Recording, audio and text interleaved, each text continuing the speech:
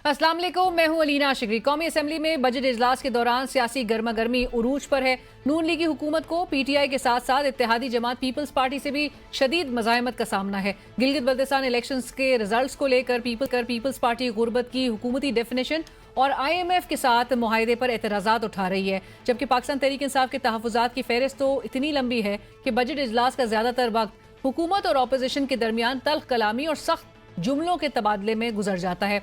वफाकी वजीर राना तनवीर साहब और PTI के रुकन कौमी असम्बली आतिफ खान साहब के माबैन तल्ख कलाम पार्लिमानी आदाब को रोन डाला। मैं कहना चैलेंज कर रहा हूं। मैंने कहा था 18 में कि मेरे हल्के में इलेक्शन लड़े इमरान खान, तेरा 5 और आप सारा डबल हो। Chairman PTI barrister Gauhar Khan साहब ने राना तनवीर साहब को जवाब देते हुए कहा कि आप किसी भी हल्के का इंतखाब करें, हमारा विलेज काउंसलर आप लोगों के लिए काफ़ी है। हमें ऐवान को मजबूत करने और आज़ाद अदलिया के लिए एक MOU साइन करना होगा।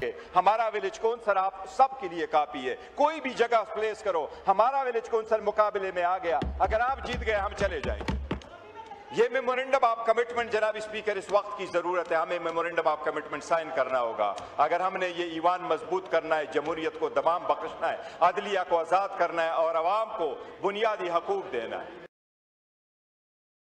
पीपल्स पार्टी की रुकने कौमी असम्बली शाजिया मरी साहिबा का गिलगित बल्तिस्तान इलेक्शंस नताइज के तनाजुर में कहना था कि हम सबको एक दूसरे के सियासी मैंडेट का एहतराम करना चाहिए, जबकि हुकूमती बजट पॉलिसीज को तनकीद का निशाना बनाते हुए उन्होंने कहा कि गुर्बत की नई तारीफ की गई है कि 8,500 कमाने वाला गरीब नहीं, मैं आपको 1 लाख रुपए देती हूँ, बजट बनाकर दिखा, आप सारा मलबा IMF पर डाल देते हैं। गुर्बत को दोबारा से बताया गया कि गुर्बत क्या है।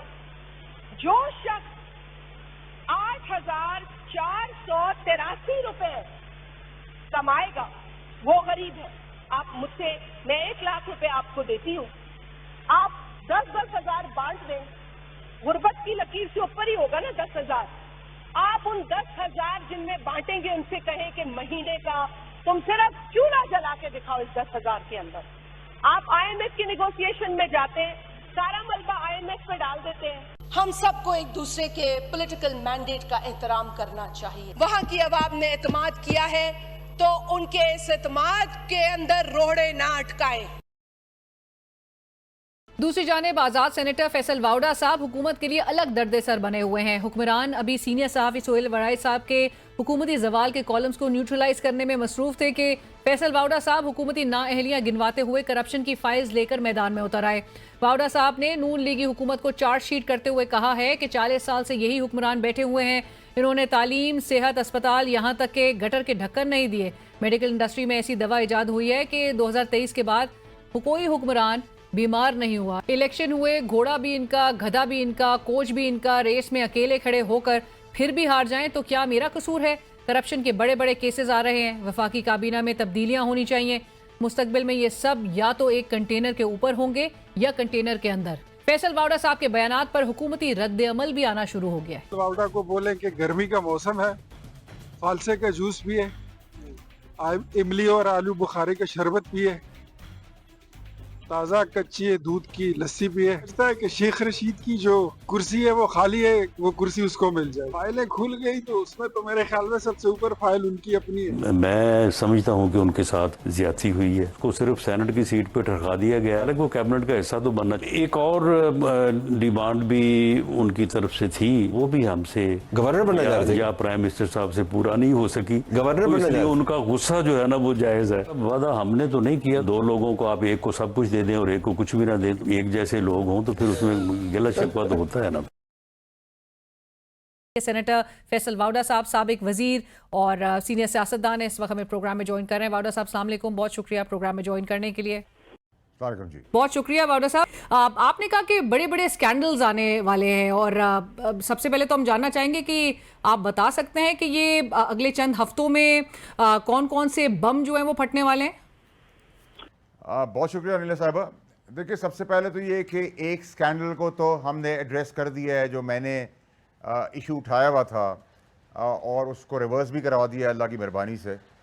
और उसमें जिसने जो गलती की थी वो एक्सेप्ट भी कर ली है। बट बाकी जो चीज़ें हैं वो वक्तन वक्तन आएगी। अभी इलेक्शंस आ रहे हैं, फिर मुहर्रम है, तो उसके बाद काफ़ी एक्साइटिंग साल है। लोकली नेशनली भी स्कैंडल्स के हवाले से और इंटरनेशनल स्कैंडल्स अंग्रेज़ों के हवाले से भी। तो it's going to be a very interesting year, the upcoming part of the year. So you saying that it's going to be an interesting year. ये आप जो कह रहे हैं इंटरनेशनल स्कैंडल्स भी, वीडियोस की भी आप बात कर रहे हैं, ये FIA, NAB इन सब के हाथ लग गई हैं ये वैसे? देखिए अनिल साहब, जब मैं आपको कोई चीज़ कहता हूँ वो कई दफ़ा वो कुछ हफ्तों में आ जाती हैं, कई दफ़ा कुछ महीनों में आ जाती हैं, कई दफ़ा 6 महीने ले लेती हैं। आप चीज़ें होती ज़रूर हैं, या वो चीज़ें की वजह से लोग बैकफुट पर आ जाते हैं और वो ख्वाहिशात अपनी छोड़ देते हैं, दौड़ से निकल जाते हैं। सो मैं तो बड़ा कैटेगोरिकली क्लियर, स्पेसिफिक रहता हूँ हमेशा और टारगेटेड रहता हूँ और फोकस रहता हूँ। आपने कहा कि मैं बहुत स्पेसिफिक बात करता हूँ, फोकस बात करता हूँ। सो आपने कल कहा कि एक वजीर आला के नीचे काम करने वाली एक खातून माल बना रही हैं, अरबपति बन गई हैं। आपका इशारा किसकी तरफ है? नहीं, मैंने माल बनाने का तो नहीं कहा, मैंने डाका डालने का कहा है। सो डाका डाला है, किसने डाला है? तो आप लोगों का काम है। मुझे अपनी कुर्सी दे, अपनी सैलरी दे, अपना फेम दे, अपनी क्रेडिबिलिटी दे, मैं आपकी कुर्सी पर बैठता हूँ, फिर बताता हूँ। सो आप लेकिन अधूरी बात करें, आप खुल के क्यों नहीं नाम ले रहे? मैं खुल के इसलिए नाम नहीं ले रहा कि कबल इस वक्त में नाम नहीं लेता। लेकिन इसके हवाले से एविडेंसेस तमाम आपके पास है। अभी तक तो जो फाइल आपको दिखाई है आपके फाइनेंस कमेटी के अंदर, उतनी फाइल तो FBI भी नहीं बना सकती। मेरा काम था आप लोगों को एक फ्रेम में ला के चीज़ें बता देना, जो मेरा काम है एज अ पॉलिटिशियन और स्टूडेंट इन पॉलिटिक्स। वो मैं बता रहा हूँ, मैं निशानदेही कर रहा हूँ, जो रोक सकता हूँ वो रोक रहा हूँ। 55 अरब की ज़मीन भी रिवर्स करा के दी आप लोगों को 8 महीने पहले। 100-150 अरब रुपए का ये मसला हल कर दिया। 40 अरब रुपए पेंडिंग पोर्ट पे खड़े हैं। वो एक और स्कैंडल पे मैं खुद काम कर रहा हूँ, जिसकी दुम पे पैर रखा हुआ है। 8 गलतियाँ हो गई हैं, 2 गलतियों का इंतजार कर रहा हूँ, वो मैं खुद लेके सामने आ जाऊँगा और मजीद लाता चला जाऊँगा। सो आई एम वर्किंग, मैं तो पाकिस्तान के लिए काम कर रहा हूँ, करता चला जाऊँगा। राइट, बट वावड़ा साहब, आज खबर सामने आई कि बड़ी रीशफलिंग हो रही है मौजूदा काबीना में। जो वजारत खारजा का मनसब है और जो पोर्टफोलियो है वो डार साहब को एडिशनली उनसे लेकर वो वजीर दाखिला को दे दिया जाएगा और इसहाक डार साहब को एडिशनली वजारत ख़जाना का पोर्टफोलियो मिल जाएगा। सो इस तरह की रद्दोबदल जो है वो क्या इंडिकेट कर रही है आपके ख्याल में, और ये क्यों, ये कोई पैनिक है? देखिए, मैंने तो आपको ये शफलिंग की बात 2 दिन पहले बताई थी सेनेट के अंदर, तो वो हो रही है और रिक्वायरमेंट है, वो उनका प्रोगेटिव है। बिकॉज अगर परफॉर्मेंस नहीं होगी तो आप शफलिंग करते रहें, आप कुछ भी करते रहें, आप जब तक इंटरेस्ट फ्री नहीं होंगे हर चीज़ आप एक्सपेक्ट नहीं कर सकते कि आपको जंग भी जीत के फील्ड मार्शल साहब दिखाएं, आपको ख़ित्ते में अमन भी कर दें, दुनिया के अमन में भी वो पेश हो, पाकिस्तान के झंडे को पाकिस्तान के वर्ल्ड ऑर्डर पे भी ले जाएं, उन पे लोग भरोसा भी करें, उनकी बेसिस पे कर्जे भी दें। उनकी कैपेसिटी है 50 किलो उठाने की, उन पे आपने 500 किलो डाल दिया है, वो 500 किलो उठा रहे वज़न, उसके ऊपर आपने 50,000 किलो डाल दिया, अब आप कह रहे हैं हम 5 लाख किलो डाल देंगे, तो ये तो नहीं पॉसिबल ना। फिर अगर सभी उन्होंने करना है तो फिर हम किस लिए हैं, फिर हमें तनख्वाहें क्यों मिल रही हैं, ड्रामेबाजी क्यों चल रही है नोट बनाने के लिए? ये तो आप लोगों ने फैसला करना है। सो एंड अल्टीमेटली ये कहा जा रहा है कि चूंकि जो आप जिसकी तरफ आप इशारा भी कर रहे हैं, आप कह भी रहे हैं कि अगर ये गवर्नेंस नहीं कर पा रहे, तो सोहेल वड़ाई साहब भी कह रहे हैं, सीनियर सहाफ़ी हैं, वो भी कह रहे हैं हुकूमत का मुश्किल वक्त जो है वो जुलाई से शुरू होने जा रहा है। सो क्या वाकई ऐसा है कि कहीं ना कहीं तब्दीली का भी गौर किया जा रहा है? देखिए जी, मैंने तो वड़ाई साहब का कॉलम पे कोई कमेंट नहीं किया, वो उनकी राय है, हम उसका एहतराम करते हैं, ना मैंने ऐसी कोई बात की। लेकिन जब भी कोई ऐसी चीज़ हो रही होगी या होने वाली होगी, वक्त से पहले मैं आपको कोशिश करूंगा मैं ही आपको बताऊं। अच्छा, आप ही बताएं। अच्छा, लेकिन वावड़ा साहब, आपके हवाले से जो एक तासुर है, I am sure you get this often as well, कि बहुत से लोग समझते हैं कि आप एस्टैब्लिशमेंट की तर्जुमानी कर रहे हैं। ये तासुर क्यों है आपके हवाले से, और क्या ये जो तमाम बातें आप कर रहे हैं ये आप खुद कर रहे हैं या कहीं से वो मैसेज जो है वो रिले हो रहा है? देखिए अनिल साहब, मुझे कोई 16-17 साल हो गए हैं पॉलिटिक्स करते हुए, 15-16 साल if I am not wrong. कभी आप मुझे एंटी स्टेट बना देते हैं, कभी आप मुझे PTI वाला बना देते हैं, कभी आप मुझे एस्टैब्लिशमेंट बना देते हैं, कभी आप मुझे नून लीग बना देते हैं, कभी आप पीपल्स पार्टी बना देते हैं, कभी आप मुझे आज़ाद बना देते हैं। जिस कैपेसिटी में जिसको जो समझना है वो समझता रहे। Do I care? No. Am I interested to know? No. Am I scared? No. So जिसका जो प्रोगेटिव है, जिसको जो बनाना है वो बनाता है। आई डोंट केयर, मैं अपना काम कर रहा हूँ, मैं बड़ा फोकस काम कर रहा हूँ। और करता चला जा रहा हूँ, और अल्लाह की मेहरबानी, अल्लाह ताला कामयाबी कर रहा है। मैं ऊपर वाले पे तवक्कल करता हूँ, गुनाहगार आदमी हूँ, इंसान पे तवक्कल नहीं करता। जो इंसान पे तवक्कल करता है वो जलील और रुस्वा होता है। राइट, बट वावड़ा साहब, हमारे मुल्क की भी एक तारीख रही है हुकूमतें बनाने और ख़त्म करने में, जो रोल रहा है वो भी आप जानते हैं। 2018 की हुकूमत पर भी इसी तरह से सवालात थे। 2024 में जिस तरह से हुकूमत बनी, आप ख़ुद भी उसकी तनकीद करते आए हैं। वो जो रोल है मुक़्तदरा का, उस हवाले से क्या हम बिल्कुल उसको रूल आउट कर दें कि जब मौजूदा सेटअप का अगर पैकअप होगा तो उसके पीछे कोई किरदार नहीं होंगे?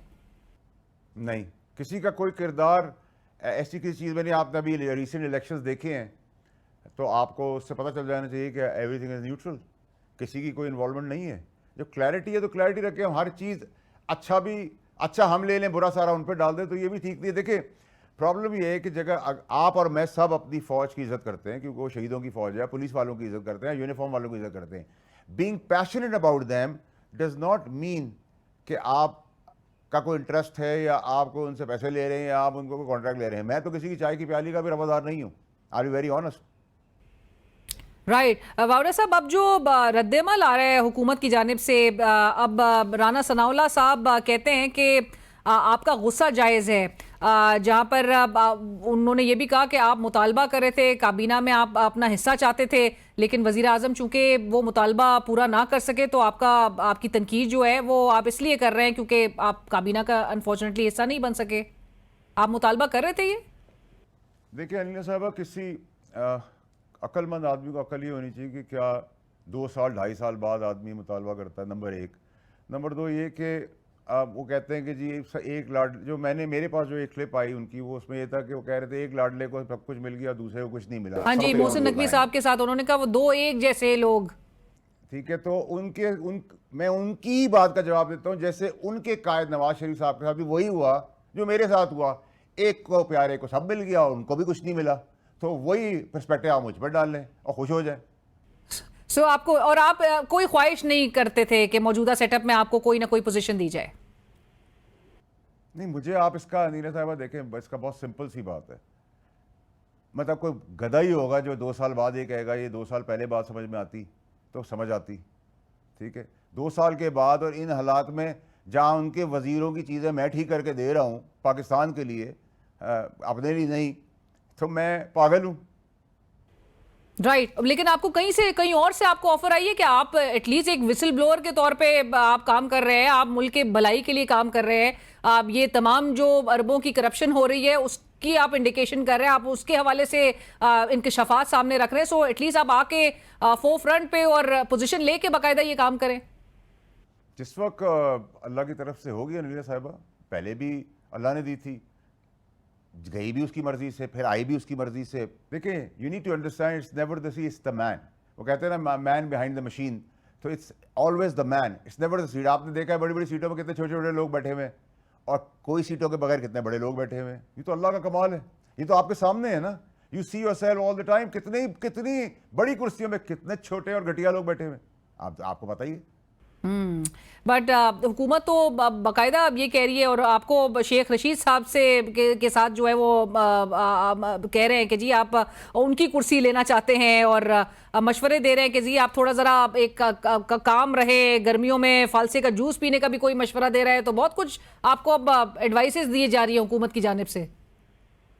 देखिए, अगर किसी की दुकान मेरे नाम से चलती है, अल्लाह उसको कामयाब करे। मैंने ये नहीं सुना ये जो जूस की आप बात करी हैं, लेकिन हैविंग सेड दैट, भाई मैं तो अपना काम कर रहा हूँ। मुझे आप गाली दे दें, आप मुझे बुरा भला कहें, आपने इमरान खान को हटा दिया, आपने मैदान खाली कर दिया, आपकी ऑपोजिशन ख़त्म हो गई, आपका मैदान भी, घोड़ा भी, परफॉर्मेंस भी, स्पीड ब्रेकर भी नहीं, कोच भी आपका, सर्च लाइटें भी आपकी, आप फिर भी रेस में अकेले खड़े हुए और आप फिर हार जाते हैं।